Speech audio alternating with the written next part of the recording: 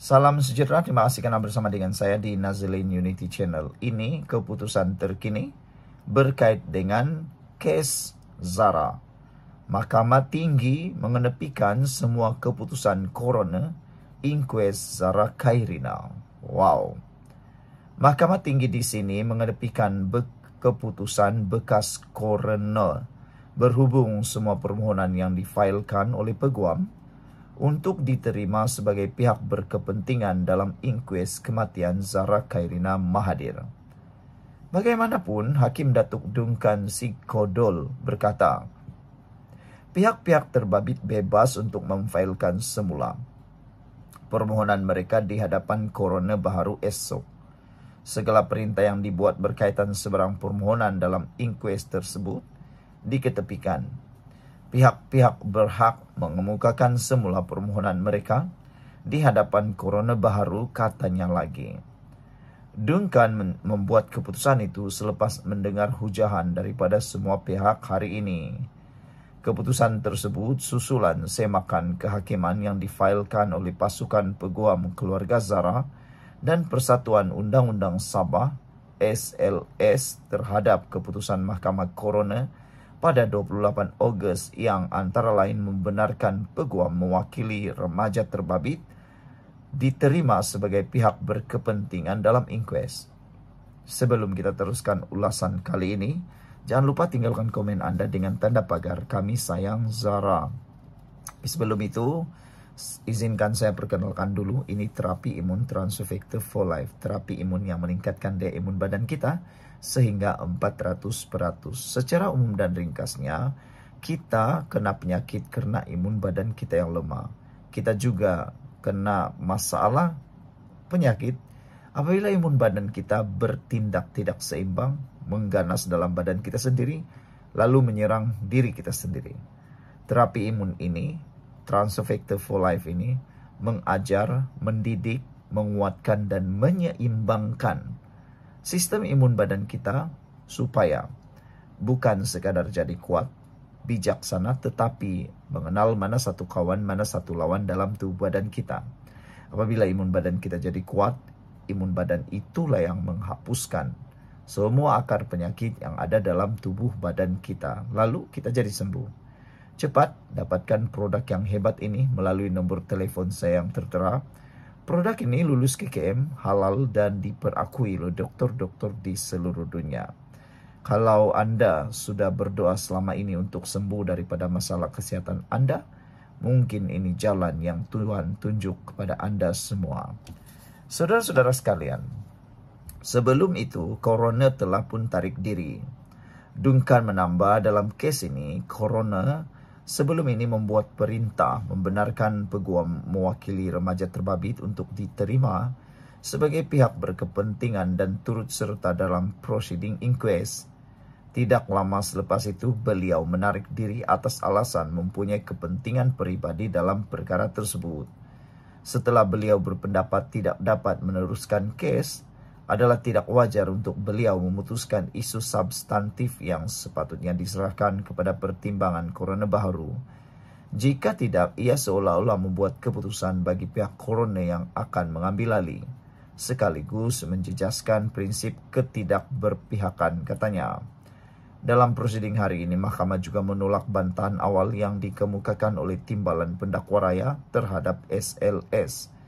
Duncan berkata, walaupun SLS hadir dalam inkues ini sebagai pemerhati dengan peranan terhad kepada memerhati prosiding, dan jika diminta membuat bantuan kepada mahkamah, Seksyen 323 Kanun Tata Cara Jenayah memberi kuasa kepada Mahkamah Tinggi untuk memanggil dan meneliti rekod mana-mana prosiding di mahkamah bawahan bagi memastikan ketepatan, kesahan, dan atau kewajaran sesuatu dapatan, hukuman atau perintah, serta kesahihan prosiding persidangan tersebut. Bidang kuasa penyeliaan ini boleh dilaksanakan walaupun asas inisiatif mahkamah sendiri. Dalam konteks itu, mana-mana pihak boleh membawa isu kepada perhatian mahkamah untuk dipertimbangkan, kata laporan itu. Sekian untuk kali ini. Jangan lupa tinggalkan komen Anda. Sila tekan butang subscribe. Bye-bye. Salam sejahtera. Terima kasih karena bersama dengan saya di Nazilin Unity Channel. Saudara-saudara sekalian, Himpunan Zara Khairina baru-baru ini di sebuah tempat di Sabah mendapat kecaman yang teruk sekali daripada netizen sebenarnya. Ramai netizen yang tidak berpuas hati dengan tindakan sebilangan orang yang hadir di dalam himpunan tersebut, termasuklah tindakan beberapa orang yang membuat satu laungan ataupun ucapan yang berbentuk hasutan. Ini menyebabkan ramai orang mula takut untuk menyertai himpunan karena mereka mula berpendapat himpunan itu sehingga kan ada orang yang tidak setuju dengan tindakan segelintir orang yang membuat ucapan berbentuk hasutan. Paling teruk sekali dalam himpunan tersebut, mereka menggunakan ugutan terhadap TYT Sabah. Akhirnya, polis terima 3 laporan polis di Himpunan Solidarity Justice for Zara. Solidarity menuntut keadilan bagi Zara Khairina tercalar apabila seorang wanita mengeluarkan kata-kata berunsur ugutan terhadap yang di-Pertuan Negeri Sabah Tun Musa Aman dengan mengancam untuk membakarnya. Tindakan ini sebenarnya ramai orang yang tidak setuju sama sekali. Saya menyokong Himpunan Zara Khairina. Saya menyokong keadilan untuk Zara Khairina. Tetapi saya langsung tidak suka dengan ucapan-ucapan yang berbentuk ngeri, hasutan seperti itu. Kalaupun kamu tak suka dengan seseorang, janganlah buat hasutan seperti itu. Karena yang mengerikan ialah himpunan itu bukan sekadar dihadiri oleh orang-orang biasa, tapi juga dihadiri oleh kanak-kanak dan orang dewasa. Bayangkan kanak-kanak kecil yang tidak tahu apa-apa mendengar ucapan yang berbau seperti itu. Benarkah apa yang dia sebut itu? Itu betul-betul kita tidak restuilah perbuatan begitu. Sehingga ramai orang yang mula menganggap Himpunan Zara Khairina akan terkubur sendirinya gara-gara tindakan bukan penguatkuasaan, bukan pengharaman, tetapi tindakan para penunggang sendiri. Jadi kita harus menolaklah kan orang yang menggunakan isu Zara Khairina ini sebagai tempat mereka menjadi hero. Sebelum kita teruskan ulasan ini, jangan lupa tinggalkan komen Anda dengan tanda pagar kami sayang Zara. Sebelum itu, saya kongsikan dulu kepada Anda semua, ini berita baik untuk Anda semua. Ini ialah terapi imun Transfector for Life. Terapi imun yang meningkatkan daya imun badan kita sehingga 400%.